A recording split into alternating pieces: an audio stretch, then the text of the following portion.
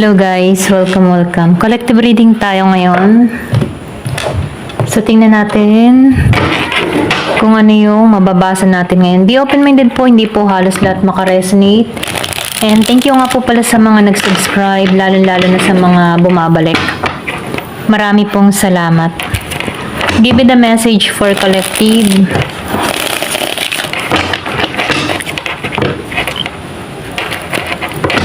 Kaninong energy to?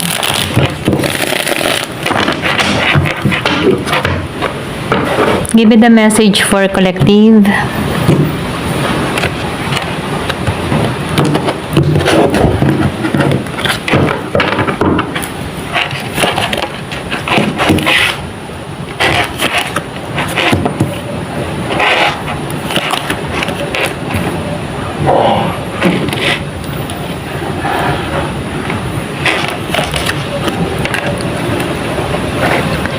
Nakikitaan ko dito, no? Meron ditong Gemini, Aquarius, and Libra. Meron Virgo, Capricorn, and Taurus. So, nakikitaan ko dito, meron ditong nagkaroon ng pangunawa, or pwede rin sabihin, meron ditong tao na nagkakaroon na ng clarity, okay? Kumbaga, nakikitaan ko dito na meron tong tinatanggalan, or pwede rin sabihin, meron siyang inaalisan, or meron siyang, yung ba tipo na, meron siyang tao dito na ayaw niya ng trabahuhin, ayaw niya ng pagtuunan ng pansin, ganon. Ginising tong tao na to, okay? Maybe nagkaroon ng kaliwanagan. Meron ditong na-reveal sa tao na to. Pero nakikita ko dito, no, nagkaroon to ng kaliwanagan at napapabuti to. Okay, ito na yung nakikita ko, no? Kasi nakikita ko dito na yung iba sa inyo, meron ditong nagpatawad na or pwede rin hinayaan na lamang, ganun ano. Ito rin nafe-feel ko. Kumbaga, ayaw niya nang makipag-deal dito. Ayaw na nitong makipag-kumbinse. Kung meron siyang person dito na nagbigay ng betray sa kanya, no, parang hinayaan niya na lamang to. Okay?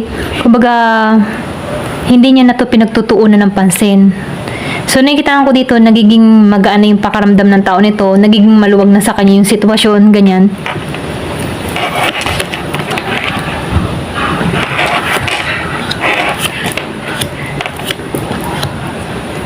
So, nakikita ko rin dito na meron ditong Aries, Leo, Sagittarius, Scorpio, Cancer, and Pisces. Kumbaga, nakikita ko dito, pumabor din dito sa tao na ito yung nangyari. Okay? Kumbaga, mas naging siyang malaya dito sa sitwasyon. Hindi mabigat yung energy niya dito. Kumbaga, nakikita ko dito na meron ditong nagkahiwalay or nagkaroon ng hindi magandang ugnayan, ano. Na kung saan nakikita ko dito na mas naging magaan siya. Okay? Naging malaya siya sa sitwasyon. So, na-feel ko dito, meron ditong tao na nagkaroon ng hiwalay pero mas naging magaan yung kanyang pakaramdam. Mas naging magaan yung takbo ng buhay niya dito. Okay?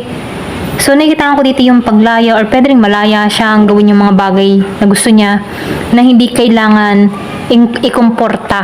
ikompronta dun sa kapareha niya. Okay? So, na-feel ko dito na mas naging maalwan yung sitwasyon ng tao na to, okay? Especially kay Scorpio, Cancer, and Pisces. Malakas ang Pisces. So, nakikita ko dito, mas naging magaan yung kanyang sitwasyon nung nakawala siya dito. Meron ditong tao na isinuwalang bahala na lang to, okay? Pwede ipinagpasa Diyos niya na lang to, or pwede sabihin, ibinigay na lang niya to, okay? Hinayaan niya na lang si tadhana yung kumilos sa tao niya, okay? Ganun. So, nakikita ko rin dito, yung paglaya niya sa sitwasyon, sa mga alalahanin, sa bigat. Kumbaga, nakikita ko dito, hindi na to stress, magana yung pakaramdam niya dito, nakakausad siya dito, ganun, okay?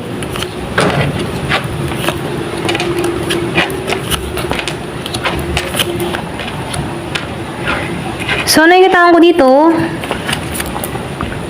hindi na siya stress dito kasi nakikita ko dito, meron siyang natanggalan eh. Kumbaga, pwede rin sabihin, ito yung humahad lang sa pag-progress niya or sa pag-unlad niya, okay? Yung kinakasama niya dito. Meron kang kadiling ditong Capricorn, iba sa inyo. So, nakikita ko dito, mas nagiging kang mapag-impok, okay? Kumbaga, alam mo yun, nakakaipon ka. Pwede rin sabihin na nung nawala tong tao na to sa buhay mo, mas nakakaipon ka, may napupundar ka para sa sarili mo, okay? Mga nabibili mo yung gusto mo, okay? Na kung saan before nakikita ko dito wala kang pahinga or pwede rin sabihin nakaranas ka ng ganun, okay? So, nafe-feel ko dito meron kang tao dito na alam mo yung tipo na stress ka dito sa tao na to. Ito rin nakikita ko nakaranas ka ng stress or pwede yung iba sa inyo nakakaranas pa rin ngayon hanggang ngayon ng stress, okay? Pero nakikita ko dito unti-unti mong naalisan to. Itong stress na nararamdaman mo. So, nakikita ko dito, meron ditong tao na yung iba sa inyo meron kang kadiling dito or pwede rin nasa sitwasyon mo to na hindi ka pa yung tipo na nahihirapan, yung iba especially kay Gemini, Aquarius, and Libra, meron dito nahihirapan pa magdesisyon, okay? Meron ditong na-stress pa sa sitwasyon or pwede rin may kadiling kang ganito, okay? Walang transformasyon na nangyayari sa tao na to, nahihirapan siya magdesisyon, nahihirapan siyang umusad, ganun.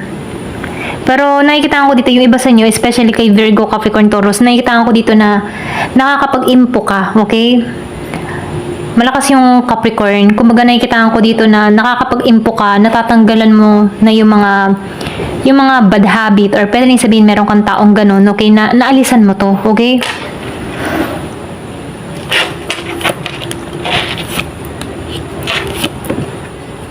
So, nakikita ko dito, wala kang offer or wala kang ipinagkakaloob ditong oras or panahon, okay? Kumbaga, nafe-feel ko dito na hindi mo sinasayang yung energy mo sa tao na to. Kasi nakikita ko dito, meron kang tao dito na masyadong maraming choices, maraming option.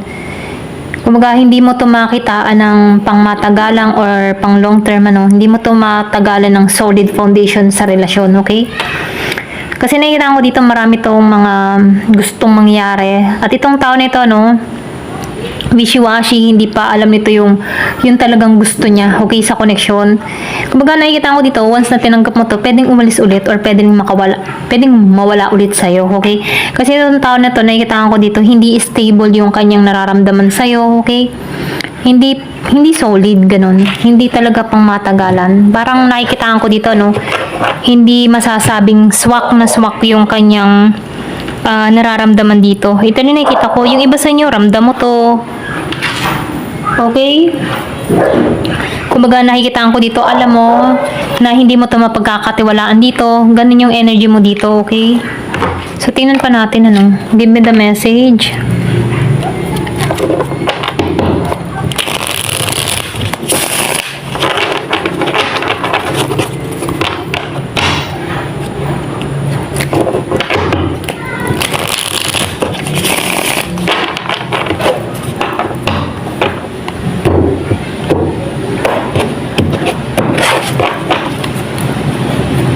So, nakikita ko dito, yung iba sa inyo, wala kang binibigay na oras dito, panahon, wala kang offer para sa tao na to, okay? So, nakikita ko dito, yung iba naman sa inyo, nakikita ko dito, meron nag-iisip, merong nakakamiss sa'yo kasi pwedeng yung iba sa inyo, dinededma mo tong tao mo, okay? Especially kay Scorpio, merong Year of the Snake and Year of the Dragon. So, nakikita ko dito, hindi ka nagbibigay ng oras dito sa tao na to, wala kang binibigay na atensyon, or pwede rin dinededma mo to. Namimiss ka nito, iniisip ka nito, ganyan. Give me the message. Meron dito nag-iisip, ganyan. So, may umahas. Kumbaga nakikita ko dito, hindi mo inaasahan na ganun siya, okay? Pwede yung na nagkasama kayo ng tao nito, dito mo na-discover yung totoong ugali niya, okay? Ayan. So, nakikita ko dito na hindi mo inaasahan na ganito yung kahihinatnan ng sitwasyon nyo, okay?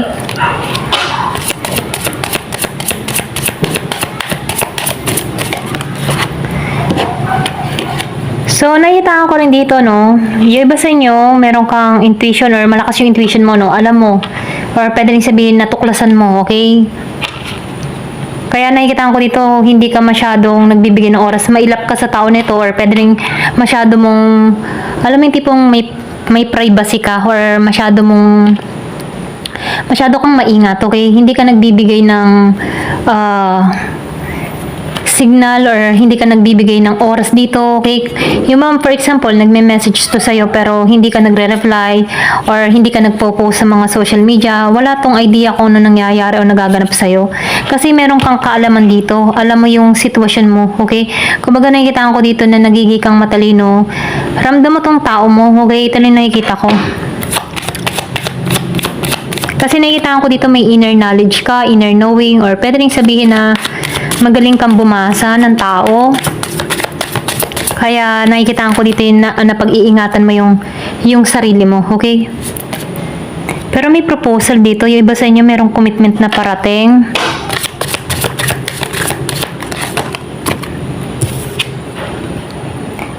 So, meron ditong parating sa'yo, okay? Merong happiness na naghihintay dun sa iba. Okay, yung iba sa inyo, no, meron ditong proposal, may happiness. Kasi nakikita ko dito, wala ka ng oras, or pwede rin yung iba sa inyo, meron ka ng nakakausap, kaya wala ka ng binibigay na oras dito. Meron ka na talagang napili dito, okay? Yung bang ganun, ito rin nafe-feel ko. Pwede rin sabihin na ayaw mong sayangan yung oras mo dito kasi hindi mo tumakitaan ng solid, okay? Solid na relasyon, okay? Or pwede rin pang matagalan, pang long term. Kasi nakikita ko dito, basa mo to eh. Basa mo tong tao mo, okay? Kilalang kilala mo tong tao mo. Kasi hindi mo inakala na ganito pala yung pag-ugali niya. Nalaman mo or nakilala mo to. Kasi may snake dito. So nakikita ko dito yung pagbabago. Yung iba sa inyo nagbago ka, okay? Pwede rin nagbago ka ng pananaw. Kasi meron kang talino dito. Kumbaga nakikita ko dito, ginising ka dito. Naging malinaw na para sa yung lahat, okay? Kasi nakikita ko dito, ayaw mo ng trabahuhin. Pinagpasa-Diyos mo na lang to. Naghihintay ka ng pagbabago. Or pwede rin nakatuon ka sa pagbabago. Give me more information. So, new love, okay? Merong bagong pag-ibig na parating. So, sinasabihan ka dito, huwag ka mawalan ng pag-asa, may parating, okay? Kasi nakita ko dito, meron kang inalisan dito at namimiss ka ng tao nito, naalala nito yung nakaraan mo, pero isnik pa rin yung energy ng tao na to, no? Alam mo to, malakas yung intuition mo, okay? Pwedeng ramdam mo na inisip ka pa rin ng tao mo, ganyan.